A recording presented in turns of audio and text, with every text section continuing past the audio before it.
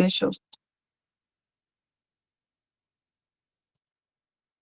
Muito bem, boa noite, então.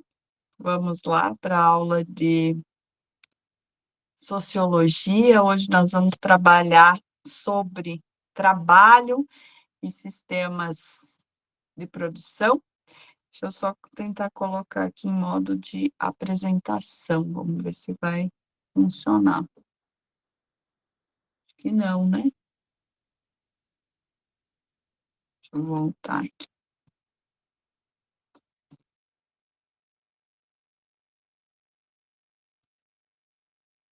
Vocês continuam vendo ali os spoilers dos próximos... Deixa eu parar aqui e iniciar de novo, né? Os spoilers dos próximos slides, né? Daí não é legal. Deixa eu ajustar aqui, tecnicamente. Agora sumiu o negócio.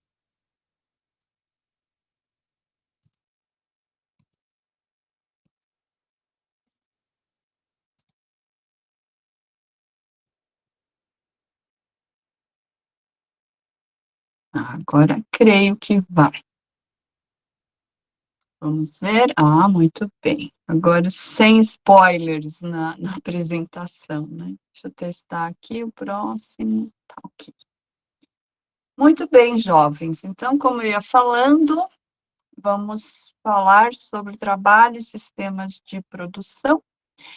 E nesse sentido, nós temos aqui alguns elementos para que a gente possa pensar sobre esse tema. Lembrando que esse conteúdo, na prova do Enem, dentro do campo das ciências sociais, é um dos que mais cai, né, quando se faz lá aqueles quantitativos de temas, de conteúdos. No campo da sociologia, eu falo das ciências humanas, das ciências...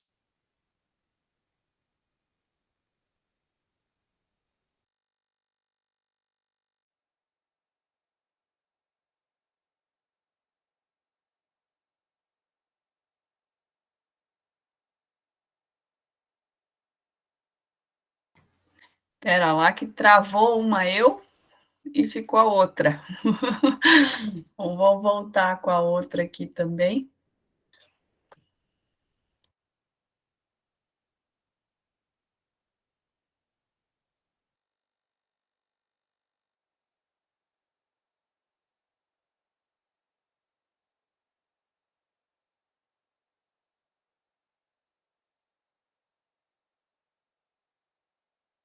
Prof, o microfone está desligado. Se não ligar, não vai funcionar, né? Como eu ia falando, esse é um dos temas que cai com bastante recorrência na prova do Enem, em outros vestibulares, em outras provas. Em geral, ele vem, né, associado ou ao conteúdo de história, eventualmente ao conteúdo da filosofia, também da parte de geografia humana, né? Não é raro as questões perpassarem por essas áreas do conhecimento. Então, quando a gente pensa no conceito de trabalho, a gente vai pensar, primeiro, que é o elemento que cria as condições de sobrevivência. Como é que o ser humano sobrevive e tem sobrevivido até os dias atuais? Trabalhando. E o que é esse trabalhar? Que fenômeno é esse? É a capacidade que o ser humano tem de transformar a natureza para atender às suas necessidades, para satisfazer as suas necessidades. Então, como é que nós nos alimentamos? Através do trabalho. E aí alguém pode pensar, Thalia, mas você é prof de sociologia e é trabalhando que você se alimenta? Sim, eu não vou lá matar a galinha, me alimentar diretamente dela, né? Porque na sociedade do capital, essa relação é mediada pelo emprego. Então, para a gente sobreviver, a gente precisa trabalhar, seja nas sociedades anteriores às nossas, seja nessa, intermediada ali pela relação de emprego. Então, o trabalho é aquele elemento que cria as condições para que a gente possa sobreviver. Segundo elemento importante de a gente pensar, o trabalho físico, ele é físico ou intelectual? Deixa eu só ajustar aqui o meu ponteiro para a gente ir fazendo algumas observações também, né? Alguns destaques aqui. Cadê a opção do ponteiro? Então, temos uma caneta aqui. Então, esse primeiro item, ok, né? E cria condições de sobrevivência. Conseguimos ter tudo o que precisamos através dessa capacidade de transformar a natureza para atender às nossas necessidades. O trabalho ele se divide em físico e ou intelectual. A gente fala que ele se divide porque a nossa sociedade, a nossa cultura tem se utilizado muito dessa prerrogativa, né? Nós estruturamos a sociedade nesse sentido, considerando essa divisão. Na prática, eles não se separam, o trabalho físico e o intelectual. Vamos imaginar aí o que a gente precisa de elementos para capinar, né? Eu vou capinar, vou pegar uma enxada, vou capinar. Aparentemente, não preciso de nenhuma teoria para capinar. Aparentemente, né? Porque eu, uma pessoa que não aprendi esse ofício, tenho que aprender. Como pega a enxada, de que lado pega, tem que ter noção da profundidade da planta, da raiz da planta, qual o tipo da planta. Enfim, existe uma série de conhecimentos que são também intelectuais, a gente poderia dizer teóricos, que são necessários para a gente conseguir fazer o trabalho físico, o trabalho manual. Então, embora na aparência esse elemento do trabalho físico e intelectual apareça separado, na prática ele não está separado. A gente desenvolve as nossas atividades nessa mescla, né, entre aquilo que o nosso corpo faz e aquilo que a nossa mente precisa saber para fazer. Tá? Então, esse é um item importante também de a gente pensar, porque a compreensão disso vai ter implicações no desenvolvimento da sociedade que a gente está vivendo hoje. Terceiro item, e aí eu vou pedir desculpa aqui, porque assim como o professor Bruno comentou que estava com gripe, eu estou saindo de uma gripe, então estou com um restinho aqui de tosse. Ainda bem que é online, né? Daí não tem muito risco aqui de transmissão. Muito bem. Terceiro item aqui, referente ao trabalho, para a gente pensar. Promove a transformação da natureza. Porque eu comentei aqui, trabalho é a capacidade que o ser humano tem de transformar a natureza para satisfazer as suas necessidades. Então, ele, em essência, vai haver essa mudança, essa alteração da natureza. Podemos dizer que o único animal que consegue isso, né? O único bicho que consegue isso é o animal humano. Por quê? Nós não só nos adaptamos à natureza, como fazemos com que a natureza se adapte ao nosso modo de vida, ao nosso modo de ser, ao nosso modo de se organizar. Tanto é que o ser humano é o único animal que conseguiu se estabilizar de alguma maneira em todos os pontos do globo terrestre. Nós temos seres humanos vivendo nos desertos, nós temos seres humanos vivendo nos árticos, nós temos seres humanos vivendo aqui em Concórdia, nós temos seres humanos vivendo na Europa, né, nas mais diversas configurações geográficas, climáticas, né, o ser humano conseguiu se adaptar. Ou nenhum outro animal conseguiu essa façanha, essa proeza. E isso é inato, né, único do ser humano, justamente porque a gente tem, enquanto ser humano, uma grande capacidade de se adaptar e de adaptar a natureza às nossas necessidades. Então, promovemos, através dessa relação, a transformação da natureza. Trabalho também é uma ação social racional. Tem uma frase do Marx que diz o seguinte: é que a melhor abelha ou a melhor formiga não pode ser comparada ao pior dos arquitetos. É uma coisa nesse sentido que ele escreve num texto dele. Isso significa o quê? Que mesmo o pior arquiteto, o pior engenheiro, ainda assim ele vai ser melhor do que aquilo, ou vai desenvolver algo melhor do que aquilo que as abelhas, que as formigas desenvolvem. Por que ele fala de abelhas e formigas, né? Porque esse é um exemplo que sempre nos vem à mente quando a gente pensa na possibilidade, entre aspas, né, da inteligência dos animais. Olha, mas vejam as abelhas, elas têm uma relação social, elas têm uma hierarquia. Pois melhor que seja essa hierarquia, essa organização, a forma como as abelhas funcionam, ainda assim elas não chegam aos pés do que nós, seres humanos, conseguimos desenvolver.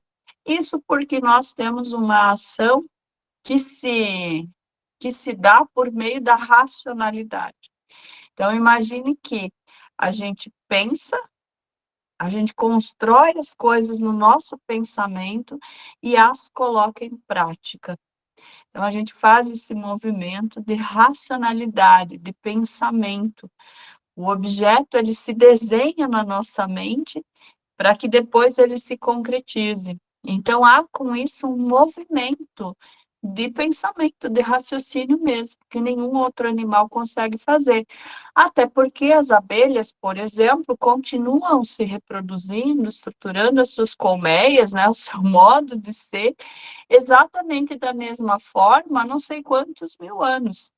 E elas só alteram esse formato, pelo menos até onde eu tenho os meus conhecimentos de apicultura. Vocês que, ali, quem é da agropecuária, acho que já teve a disciplina, ou quem conhece de apicultura, me corrija se eu estiver errada, né? Mas elas só vão alterar o seu modo de ser e fazer e se reproduzir se tiver interferência, principalmente do ser humano. Então, essa é também uma característica bem importante para a gente entender o que é o trabalho e, consequentemente, qual o significado dele para a organização da vida em sociedade.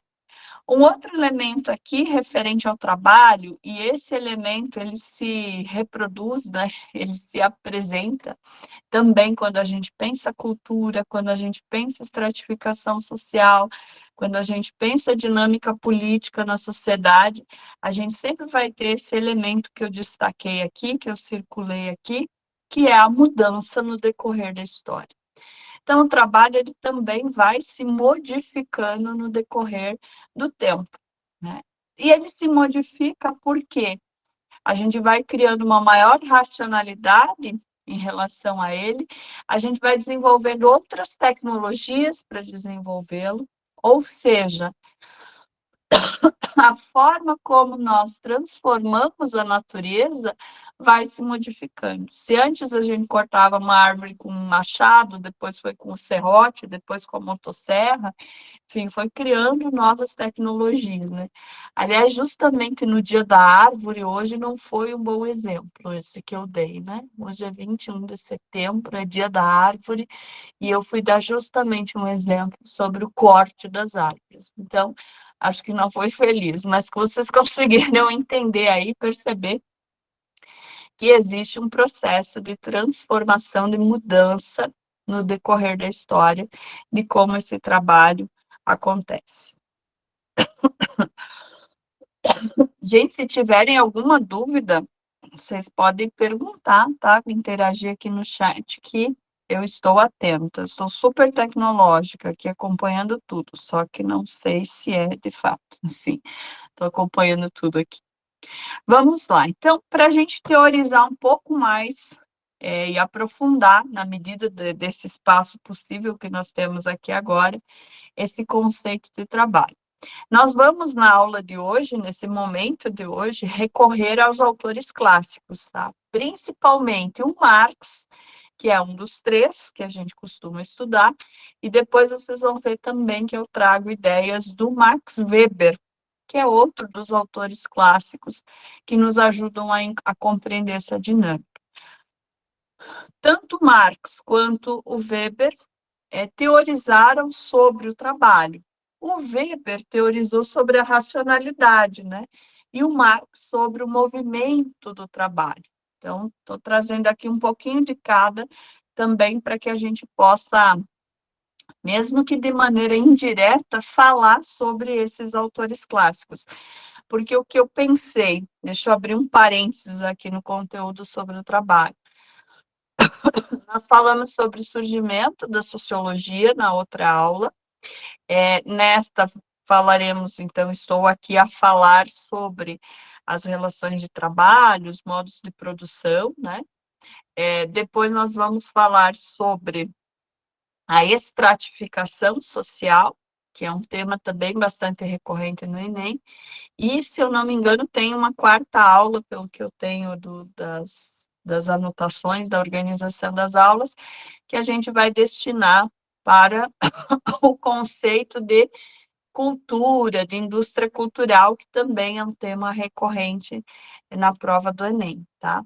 Então, não vai ter uma aula específica sobre os autores clássicos, mas a gente vai, de alguma maneira, abordá-los para que vocês tenham aí também alguma ideia desse conteúdo, tá? Que não é, assim, dos que mais caem na prova, mas que tem uma recorrência aí mediana. Só vou fechar um pouquinho aqui o som, um minutinho.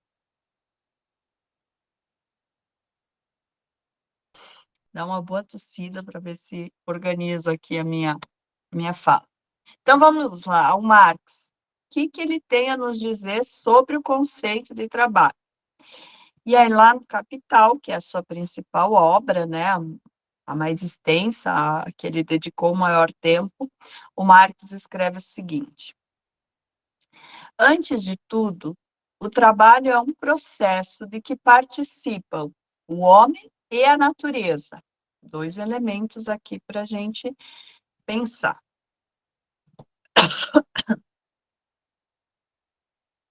Processo em que o ser humano, com a sua própria ação, impulsiona, regula, controla seu intercâmbio material com a natureza. Vejam que aqui, inclusive, repete, né, a palavra processo. Não é porque ele não tinha um sinônimo, é porque ele queria chamar a atenção para o fato de que o trabalho é um processo, é, portanto, um movimento, um conjunto de relações entre o ser humano e a natureza. E nesse conjunto, nesse processo, nessa relação, o ser humano, ele transforma a natureza ao mesmo tempo em que ele transforma a si próprio. Então, se hoje nós somos o que nós somos enquanto humanidade, com essas características que a gente tem, de desenvolvimento tecnológico, de desenvolvimento cultural, intelectual, científico, de modos e meios de produção, tudo isso que a gente estrutura nessa sociedade é em função dessa relação que a gente foi estabelecendo com a natureza e nos transformando também. Então, veja, vocês já devem ter visto em algum momento, se não viram, fica aí uma dica de um filme que chama A Guerra do Fogo. É um filme, assim, que já tem uma certa idade, vocês vão encontrar ali no YouTube, não é um filme recente, é um filme longo, mas que retrata ali como a humanidade foi, as sociedades foram se organizando em torno do domínio desse fogo. E como a necessidade de dominar o fogo requereu que as pessoas desenvolvessem uma comunicação, a linguagem. Então, o desenvolvimento da tecnologia, a forma como o ser humano vai dominando e transformando a natureza, isso é também tecnologia, vai nos desenvolvendo enquanto seres que habitam esse espaço. Então, quando Marx está falando que é um processo, e é um processo, portanto, um movimento, uma relação entre o homem e a natureza, de tal maneira que essa ação é o que vai impulsionar, regular e controlar esse intercâmbio, essas trocas materiais com a natureza. Acho essa uma definição bem importante aí para o conceito de trabalho. Então, vamos lá. Vamos dar a mãozinha para a história, né? Que vocês já também devem ter falado um pouco disso. Na Idade Média, o que a gente tinha em relação ao trabalho era uma visão negativa. Aliás, o trabalho não é uma coisa que a gente possa dizer que ele é bom ou ruim, né? Ele carrega no decorrer da história e dos acontecimentos, e aí a gente poderia dizer da vida de cada um, ou um sentido negativo ou um sentido positivo. Então, lá na Idade Média, o trabalho tinha um sentido negativo. Por quê? Porque a gente tinha lá uma constituição social dividida, estratificada, né? Em que, entre os que rezavam, os que guerreavam e os que trabalhavam. Então, aquela pirâmide, né? Dos livros de história, a imagem que me vem à mente quando eu comento sobre isso, é aquela pirâmide, a estrutura social que a gente tem lá, a divisão da sociedade feudal. Então, a feudal europeia, né? Que a nossa referência acaba sempre sendo mais a Europa do que qualquer outra parte do globo. Então, você tem lá o clero, a nobreza e os servos, os que trabalham. E o trabalho, nesse período, ele tem um sentido de degradação humana. Ele é visto como algo impuro, como algo que é feito por aqueles que, na ideia, na concepção das elites daquele momento, valem menos. E a origem etimológica da palavra trabalho está, vejam só, num instrumento de tortura, que eu trouxe uma figura aqui, tentei pensar numa que fosse menos pior, né? Num instrumento de tortura que se chamava do latim tripalium. Então vejam que é difícil a gente gostar de trabalhar assim, né? Morrer de amores pelo trabalho, quando na sua essência ele tem um sentido negativo.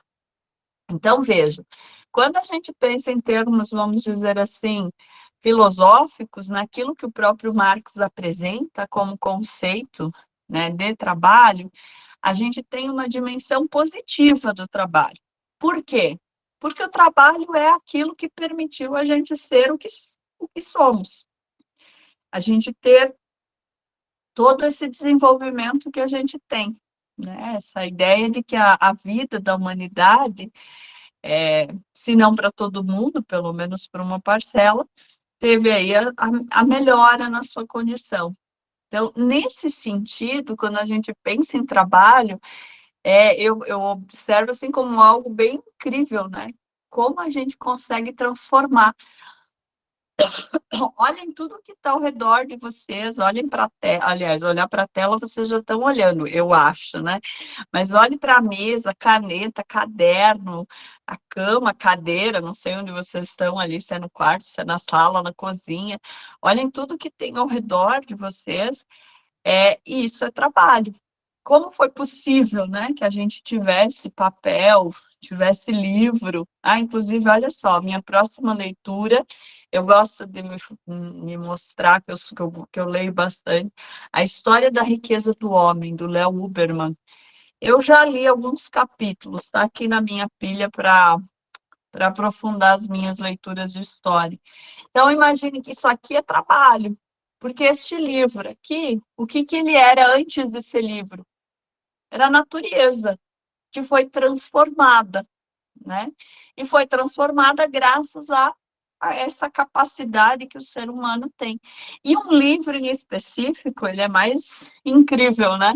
Porque além de ele ser uma árvore, sei lá, né? Madeira transformada em papel, celulose, ele tem dentro dele ideias, pensamentos, que é também uma expressão da capacidade, da racionalidade do ser humano, que eu falava anteriormente, no slide anterior aqui, ó. Quando eu falo da racionalidade, aqui no livro a gente tem um exemplo disso. É natureza transformada e é racionalidade dentro dele. Bom, avançando aqui, neste momento histórico assinalado aqui no slide, a Idade Média, o trabalho não é visto nesse sentido, não é percebido nesse sentido. Não que antes ele tenha sido, né? Porque antes a gente tinha, em termos europeus, eu vou frisar e focar o que é a nossa referência, né, de conhecimento histórico, social, enfim, que é o que vem no continente europeu. Não que antes a gente tivesse uma sociedade que considerasse o trabalho de forma diferente. Ocorre que, destacadamente, nesse período, a gente tem aí essa ideia, essa concepção, que é também disseminada pela Igreja Católica da época, que não via o trabalho como um elemento de salvação, de dignidade humana. Quem vai desenvolver essa percepção do trabalho como algo que dignifica, que humaniza, é a Reforma Protestante, movimento calvinista e outros dessa ordem de movimentos religiosos que vão mudar a percepção sobre o trabalho. E quem justamente nos apresenta essa ideia é ele, o Max Weber, tá aqui o outro autor clássico que eu falei, queria nos ajudar a entender esse processo. Então, o Weber é o cara que, dentro da sociologia, vai estudar esse processo em que o trabalho deixa de ser um elemento degradante da condição humana e passa a ser visto como um elemento que enobrece, que dignifica o homem. E aí o Weber é o autor que vai observar o fato de que a reforma protestante, como eu havia comentado, ressignificou o trabalho, deu um outro sentido para o trabalho, pois uma nova ética, e aí a ética principalmente calvinista, de valorização do trabalho, surgiu, se consolida e, mais do que isso, se expande. Então, o Weber escreve um livro chamado A Ética Protestante e o Espírito do Capitalismo. É um livro não muito grande, deixa eu até ver se ele está aqui na mão para mostrar para vocês. Não está fácil aqui na minha mão para mostrar para vocês. É, inclusive, uma dica de leitura, sim. É interessante, não é muito grande e também não é muito complexo de entender.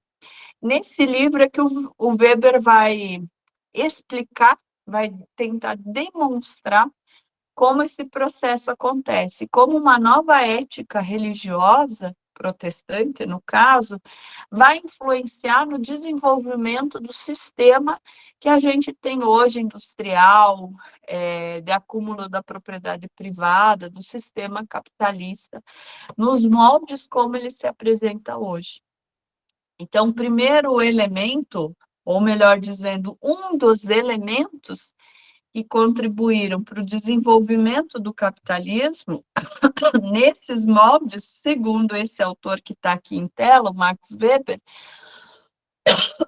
foi essa modificação que a sociedade teve em relação ao sentido do trabalho. Então, passa a ser honroso você trabalhar, você poder acumular suas riquezas, você dedicar a sua vida para isso. Né? Deixa de ser o pecado da usura, né? Que a Igreja Católica tinha uma série de preceitos que, claro, também foram se modificando com o passar do tempo. Então, na Idade Moderna e Contemporânea, que é a qual ainda vivemos hoje, podemos dizer, a gente passa a ter uma visão positiva do trabalho.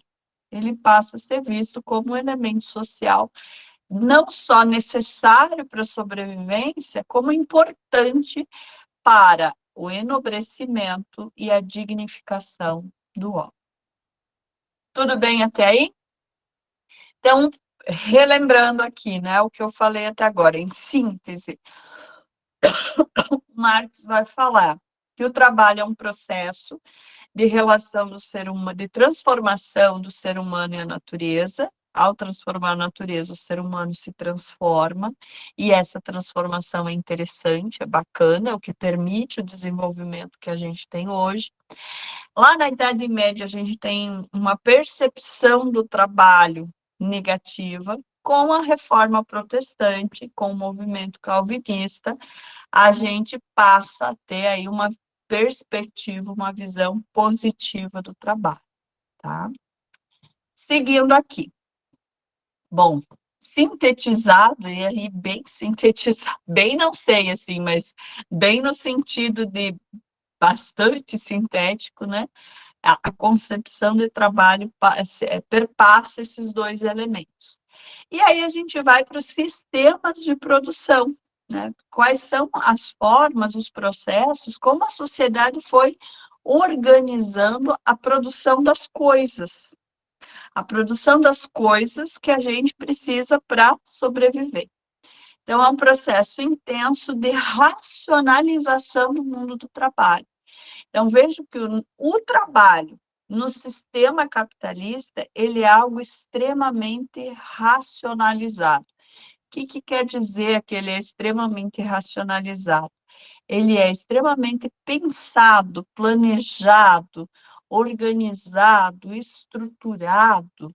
E aí a gente poderia dizer que, se não todo, mas grande parte do conhecimento científico é voltado para a racionalização do mundo do trabalho, para a organização desse mundo do trabalho. De tal modo que, com isso, seguindo a flechinha aqui, a gente tem um aumento da produtividade em um menor período de tempo.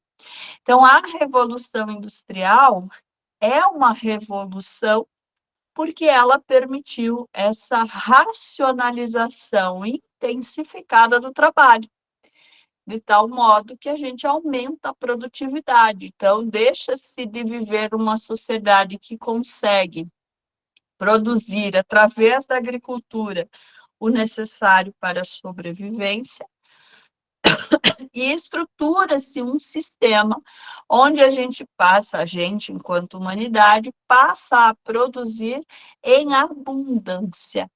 Então, essa produtividade, ela aumenta substancialmente por conta da racionalização. Com isso, a gente vai ter, consequentemente, seguindo as flechinhas aqui, aumento do lucro e a expansão do capitalismo. Então, o sistema capitalista, ele é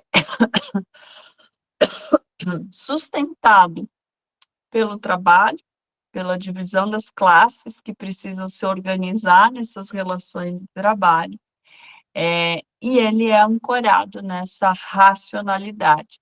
Por isso que o nascimento, o surgimento, a consolidação do sistema capitalista é também o momento em que surgem muitas ciências, se aprofundam conhecimentos de engenharia, medicina, né, área tecnológica, e esses avanços, esses saltos tecnológicos, eles vão se intensificando cada vez mais, até chegar aqui aos dias atuais, em que a disputa, né, das grandes economias é pela capacidade de produzir micro ou nanoprocessadores. Estava vendo algumas coisas sobre isso. Então, tá lá uma treta, um trelelê, né, entre Estados Unidos e China, e a China conseguiu recentemente desenvolver um nanoprocessador de 7 milímetros. Então, quanto menor em espaço, né, o processador, maior a possibilidade de agilizar os processos, né, de dinamizar os processos.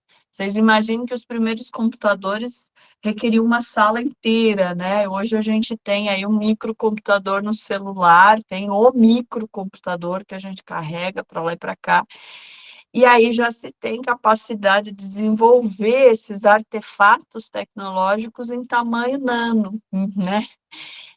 Então, são saltos, são avanços tecnológicos que vão propiciar. E aí a internet, tudo isso que a gente está usando aqui na nossa frente, né? para ter essa aula é uma consequência dessa racionalização do mundo do trabalho, que, consequentemente, vai racionalizar o processo produtivo. Tá? Eu acho que esse é um esquema importante de vocês terem em mente. Bom, no decorrer da história, diferentes experiências foram acontecendo em relação a como essa racionalidade, esse planejamento, essa estruturação do trabalho acontecesse na sociedade. Então, a gente tem aí duas expressões desse processo, que uma delas é o Taylorismo e a outra o Fordismo. Então, a gente passa a ter modelos padronizados em grandes quantidades. Então, o que antes era um processo moroso, né? Imagine que para ter um casaco, né? Vamos imaginar como era antes da indústria. Para você ter um casaco, ou você plantava algodão, colhia o algodão, transformava o algodão em fio, ou então você tosqueava a ovelha, né? Tirava a lã da ovelha, transformava a lã em fio. Acho que esses poderiam ser dois processos. Depois de transformar a lã em fio, você tecia, provavelmente com agulhas, assim, né? Para ir fazendo o tecido. Eu me meto a fazer um tricô. É extremamente demorado, é um processo que vai requerer mais tempo. Com a indústria, e principalmente com a padronização dos modelos, você passa a ter a possibilidade de produzir em grandes quantidades. Então, esses dois senhores aqui que estão em tela contribuíram para esse processo, pois foi em suas fábricas que eles implementaram, né, modelos de racionalidade que propiciaram ali a produção em grande escala. E esse modelo produtivo, ele passa a controlar o tempo e os movimentos dos trabalhadores.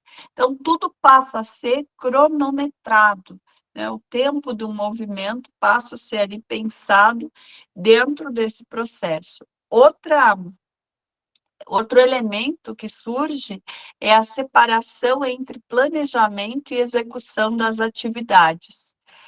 Lembro que lá no primeiro slide eu falei que um dos elementos que a gente considera ou deve considerar para pensar o trabalho é o trabalho físico e o trabalho intelectual. E eu comentava com vocês, na prática eles não se separam. Para fazer a atividade mais simples que você imaginar, eu preciso ter o conhecimento intelectual. E para fazer o trabalho intelectual, também preciso do corpo fisicamente funcionando. Vocês que estão ali já no terceiro turno de estudo, que o digam, né? Se as costas já não estão doendo, o braço, né? Ou quem for ver depois a gravação, provavelmente também vai ver depois de uma série de outras atividades. Então, essa separação, que não é em essência, aquilo que a gente vive em relação ao trabalho, ela passa a ser algo essencial na medida em que este modelo de produção vai separar o planejamento, ou seja, quem pensa, daqueles que executam as atividades. Tá? Então, a sociedade do capital, ela precisa que as pessoas tenham essa concepção de que o trabalho manual e intelectual são coisas separadas. Tanto é que ela incentiva, que ela, entre aspas, né, valoriza em termos financeiros mais o trabalho intelectual do que a execução mesmo de atividades mecânicas, né, ou manuais, como se queira. Por exemplo, ganha mais um engenheiro do que um pedreiro, né? Quando a gente vai fazer uma obra, um edifício, é tão importante um engenheiro que vai fazer os cálculos, o planejamento, o projeto, quanto é importante o pedreiro que vai lá sentar o tijolo e colocar o projeto em execução. Ocorre que, por conta dessa necessidade da produção em grande quantidade, de separar quem pensa, quem planeja de quem executa, a gente tende, enquanto sociedade, a valorizar mais a dimensão intelectual do que propriamente a dimensão manual, de execução e etc. Outro elemento aqui, para se pensar o Taylorismo e o Fordismo, é a padronização de todas as atividades de produção. Então, você deixa de ter um sistema, estou dando saltos históricos aqui, né? Mas a gente deixa de ter um sistema em que o trabalhador ia até as partes para fazer a mercadoria, o objeto, a coisa, e ele passa a ter as partes passando por ele na esteira. Então, no Fordismo, a gente tem bem claro esse exemplo, né? Em que o carro vai passando pelos trabalhadores e cada um vai montar uma peça, vai montar uma parte do processo. E isso torna a produção muito mais rápida, né? Em maior quantidade. Porque aí o trabalhador ele não vai perder tempo, né? Ele vai fazer só aquele movimento específico. No caso aqui do Fordismo, também não tinha, a padronização era tanto na produção, no trabalho, no fazer, quanto no que se produzia, né? Só tinha um modelo de carro, uma cor, né? Não tinha uma variedade de opções de escolha em relação àquilo que era produzido nesse sistema. A gente está falando lá do início do 900, do 1900, tá? Hoje nós estamos em 2022, a gente ainda tem como base da produção esse modelo. Não deixou de existir essa sistemática da esteira de produção. Mas outros elementos foram agregando a esse processo, tá? Já vou falar sobre eles na sequência. Aqui para vocês tem uma outra imagem, né? Que é a linha de montagem em série, a fábrica lá do Ford. Aqui na imagem anterior também, né? Era referente a indústria automobilística. O Henry Ford foi um dos precursores nesse processo. Tanto é que a marca dele ainda está aí no mercado, né? Eu acho. Sim, ainda está no mercado, ainda se vendem carros da Ford, né? Impulsionou sobremaneira a indústria norte-americana, ou melhor, estadunidense, né, para se dizer assim. E aqui na imagem, olha só, o quão grande é o corredor, ó, lá no fundo, né, nessa esteira de produção. Observem um detalhe aqui, tem a roda do carro, né, estão acompanhando aqui a minha canetinha aqui, a roda do carro, a estrutura, e vejam que aqui embaixo tem duas rodinhas sobre um trilho, né? Então, ó, o carro ele vai passando pelos trabalhadores e cada um vai montando uma parte. Esse modelo foi revolucionário, né? Foi assim um grande impulso para você produzir um monte de coisa em menos tempo. Talvez para nós isso hoje pareça meio óbvio, né? Mas no momento em que isso não existia, não era assim tão óbvio. Tá? Vamos lá, seguindo aqui. Outra imagem, ó, todos os carros pretos, né? Só tinha a opção de ser preto. E uma outra característica eram grandes estoques e um consumo em massa da mesma coisa. Né? Todo mundo, quem quisesse carro naquele período, tinha lá a opção de ser esse carro preto. E, portanto, as fábricas precisavam ter aí um estoque grande, né? Armazenado ali, guardado, para que tivesse esse escoamento, né, da produção. Então, no Fordismo também tem essa característica, né, de grandes estoques e, claro, do consumo em massa. Nesse processo, desse modelo, você vai ter um trabalhador especializado, mas com baixo nível de qualificação. Então, o cara vai saber, ele vai ser um eficiente trabalhador numa determinada atividade, bem específica. Aqui na imagem é um filme que vocês já devem ter visto, imagino, é um clássico do cinema mudo, Tempos Modernos. Se não viram ou tiver interesse em ver todo, também tem aí disponível no YouTube, enfim, nesses espaços da internet, né?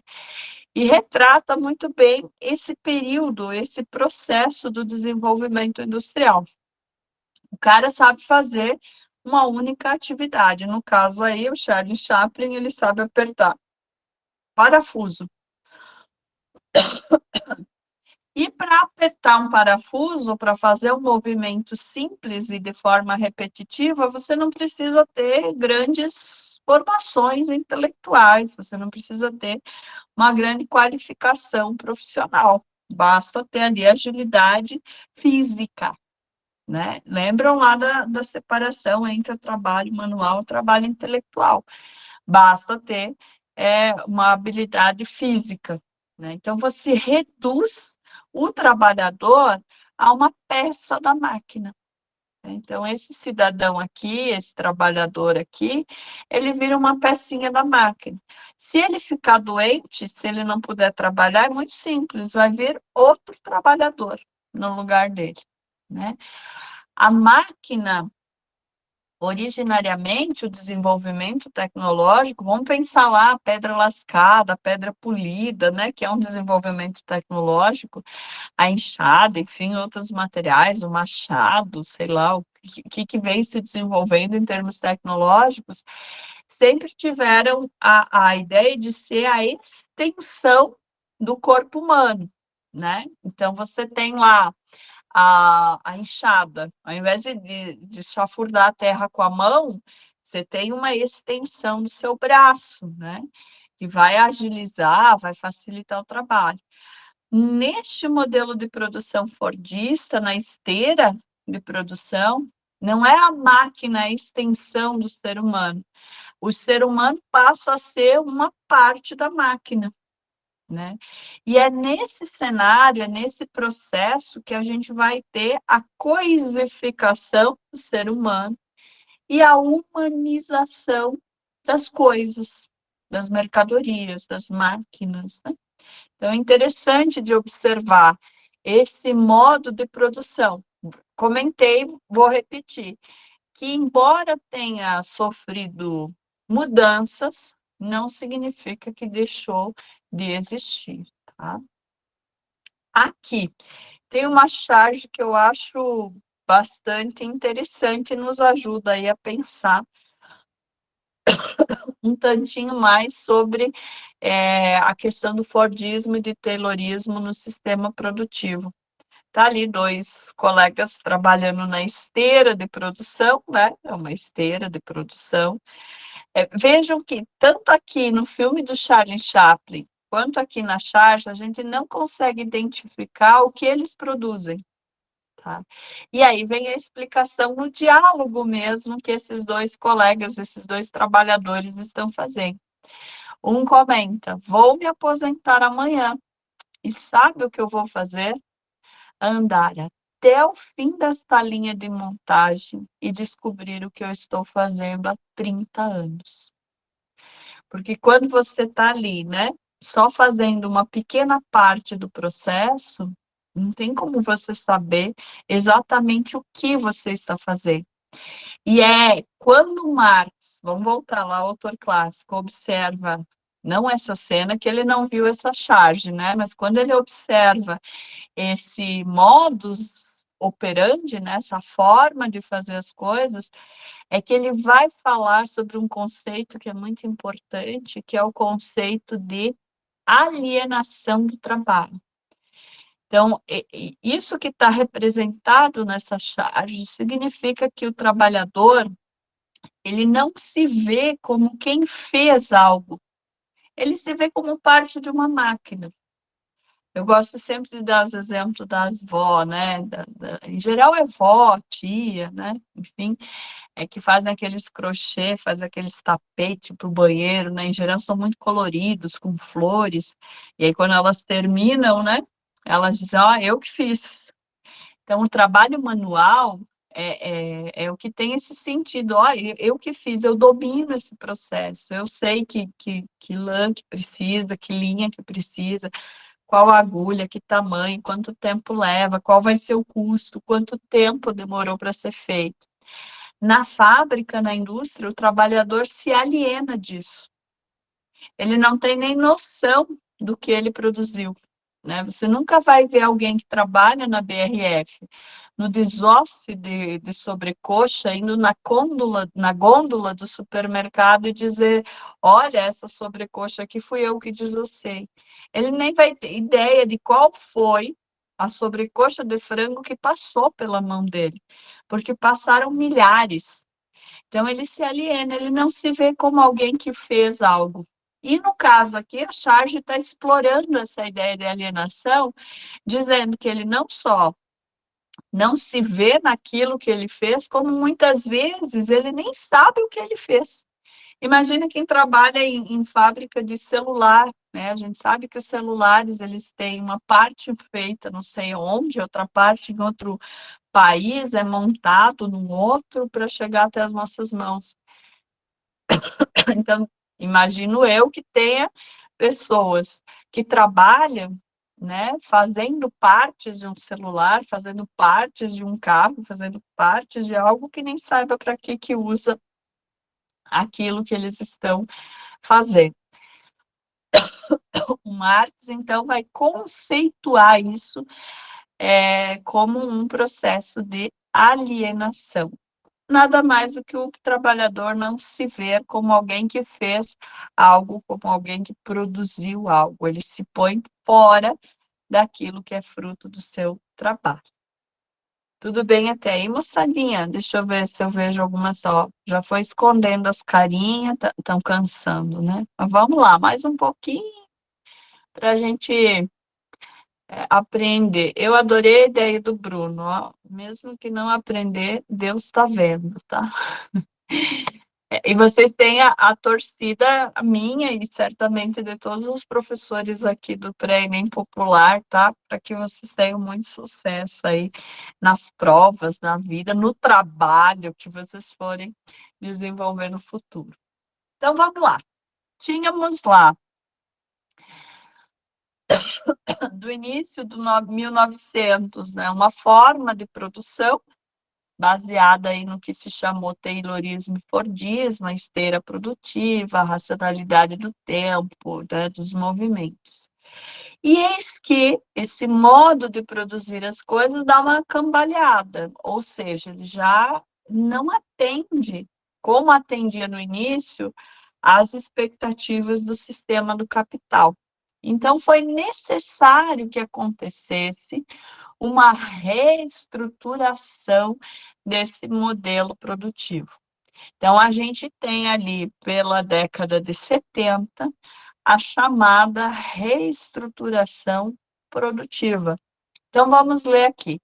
Sob as novas condições de mercado colocadas pelo contexto dos anos 70, a produção em série em larga escala, fundamentada em unidades produtivas altamente verticalizadas e concentradoras de grandes contingentes de trabalhadores especializados, em sua maioria semi-qualificados, tornou-se uma camisa de força para o crescimento.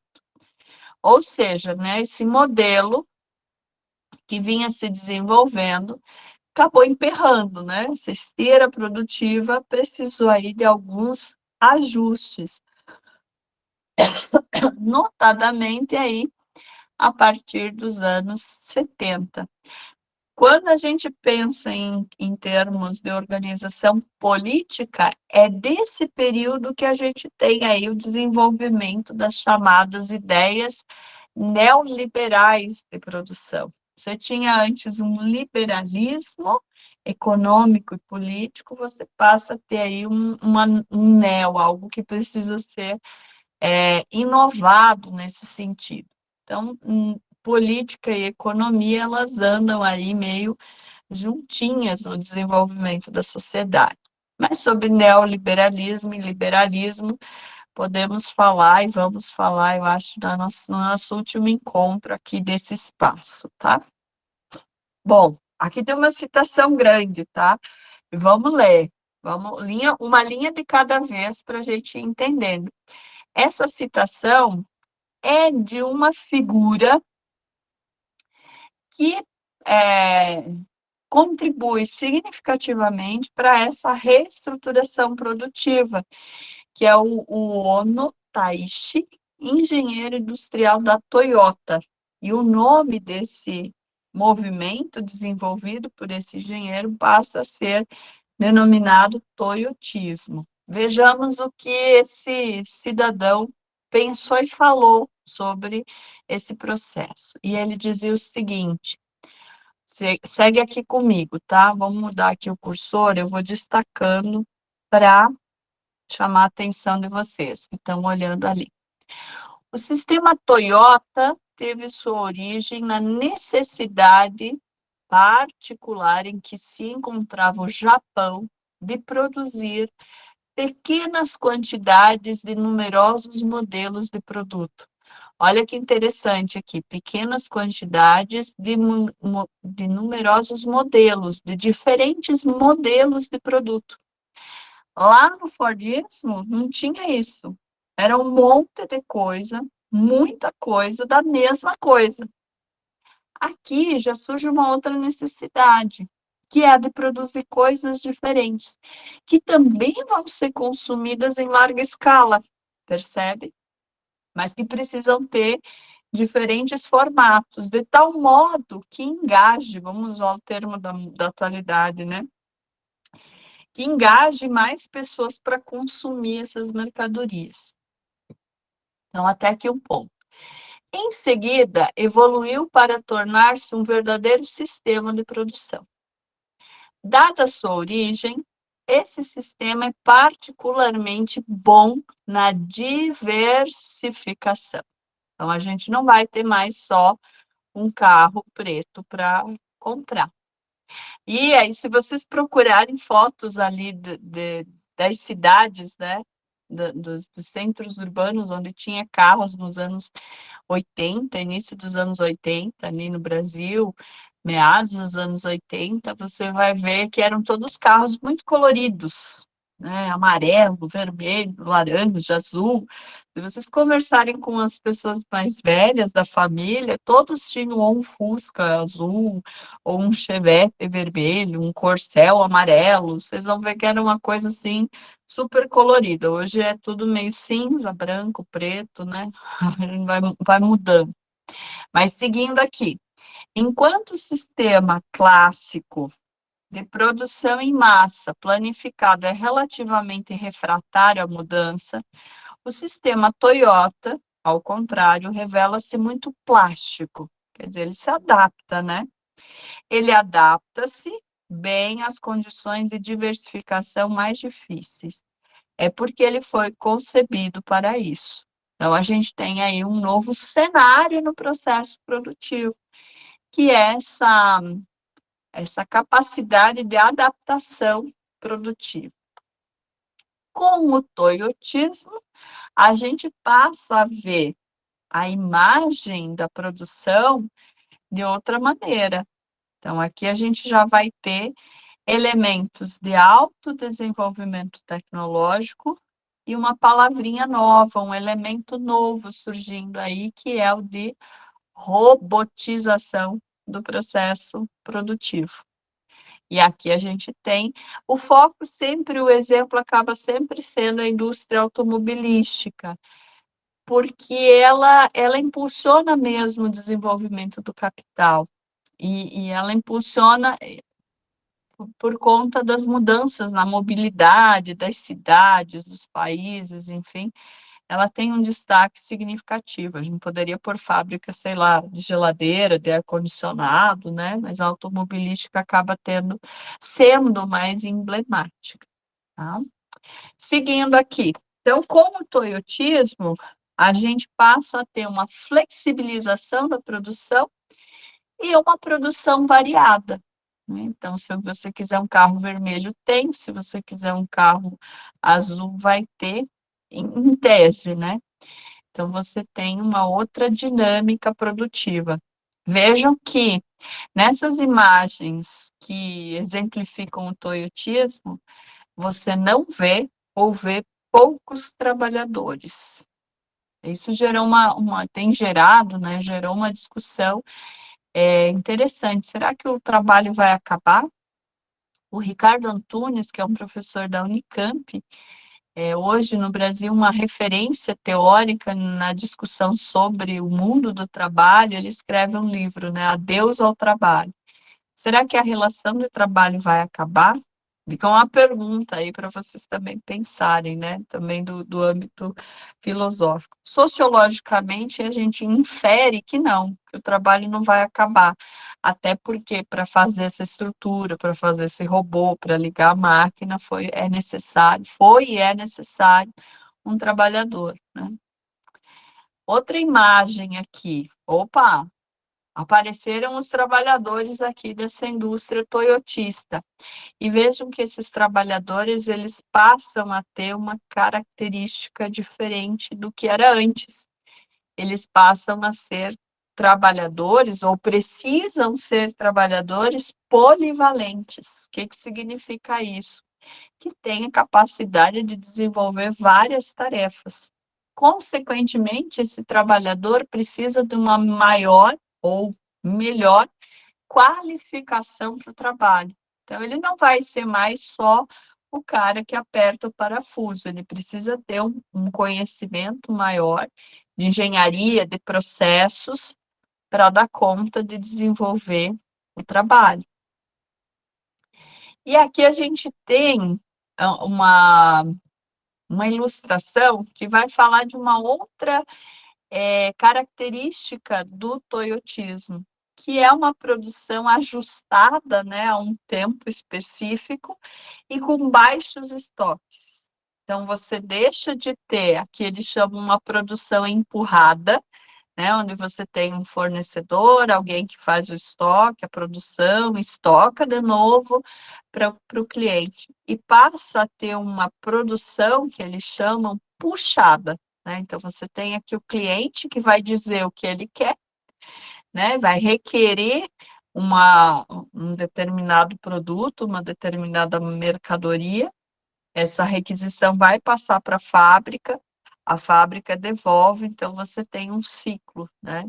As flechinhas aqui já demonstram aqui uma coisa linear, e aqui você já tem um processo produtivo com outro formato.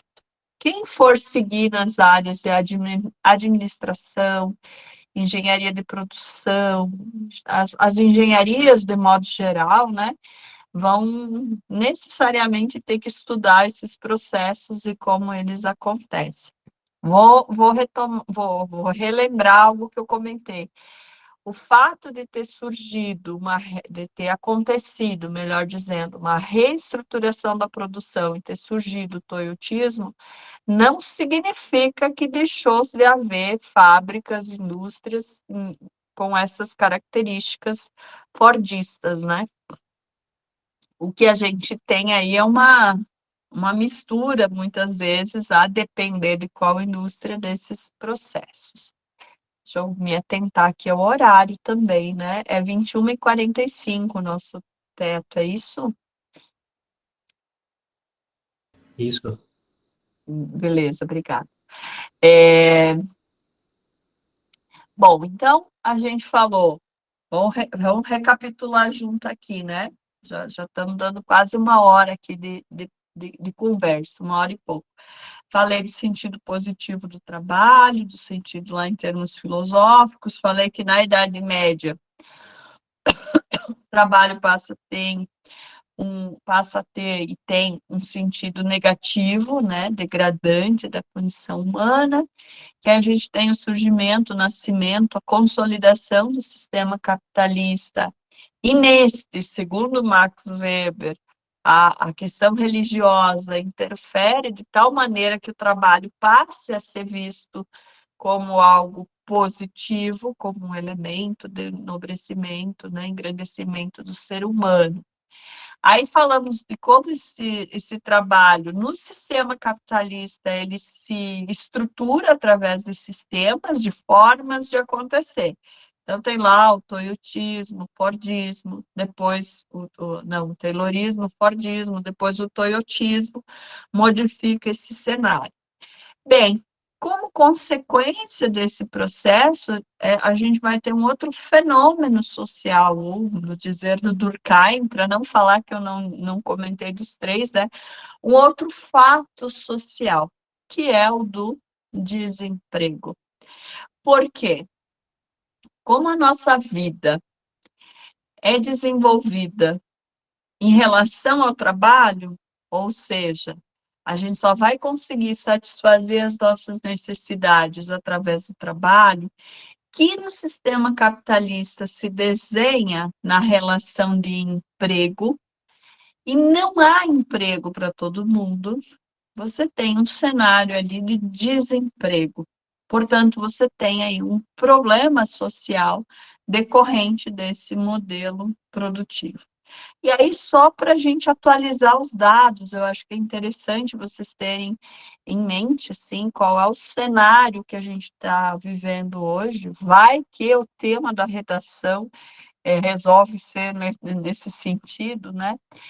Aqui são os dados do segundo trimestre de 2022. Então, janeiro, fevereiro, março, esses dados foram extraídos em abril. Nós estamos em setembro, abril, maio, junho, julho, fechou o terceiro trimestre, daqui a pouquinho já vai sair os dados do terceiro trimestre, se já não saíram, né? Então, nós temos, no Brasil, 10,1 milhões de pessoas desocupados, desempregados. Essa taxa de desemprego ou de desocupação, ela está em torno de 9,3%. No final do ano passado, essa taxa estava lá em 13%, estava maior. Eu acho que esses dados têm ali uma interferência significativa da pandemia, né? Não só e não exclusivamente, mas é claro que ao findar a pandemia, não sei se ela terminou ainda ou não, mas enfim, né, tendo a vida, o trabalho retomado, né, no início de 2022, a gente teve uma alteração substancial nesse dado, né, uma porcentagem aí de 9,3%. O que ainda é muito alto, né? 10 milhões de pessoas, há muita gente nessa condição de desemprego. Nós temos somado a isso mais 4,3 milhões de pessoas numa condição de desalento. O que significa a condição de desalento? São pessoas que há mais de 3 anos estão desempregadas, ou seja, elas já nem mais procuram emprego, elas estão ali no desalento. Essas 4,3 milhões de pessoas certamente compõem um outro grupo maior, que é o dos 33,1 milhões de pessoas que passam fome no Brasil, né? Então, esse grupo está inserido nesse grupo maior. E aí a taxa de subutilização é de 21,2%. Então, são índices assim que indicam um cenário bastante desafiador, né? Para pensar políticas públicas, política de desenvolvimento industrial, política de desenvolvimento de empregos, né, para dar conta desse cenário. Seguindo aqui. Desculpa aí a minha tosse. À noite fica um pouquinho pior, né? Como a gente está aqui no final do dia, da noite, piorou um pouquinho. Mas para a gente ir fechando, o que causa o desemprego? Então, nós temos aí como elementos, né, que se somam e que, a depender do país, do cenário que se vive, só estou ajustando aqui uma coisa dos slides para a gente se organizar. A depender do país, né, do contexto que se está, uma pesa mais, outras pesa menos. Então, causas: inovações técnicas e científicas, sim, é um elemento, mas não o único. Crises econômicas, sanitárias, políticas e sociais, somadas, né, essas coisas todas vão se somando. Falta de qualificação e profissionalização na sociedade, sim, né? Às vezes tem vagas, né? Aqui em Concórdia, por exemplo, eu tenho observado, ouvido na rádio, enfim, em média, há um número de 1.000 a 1.200 vagas de emprego, né? Pelo menos pelo SINE, o Sistema Nacional de Emprego.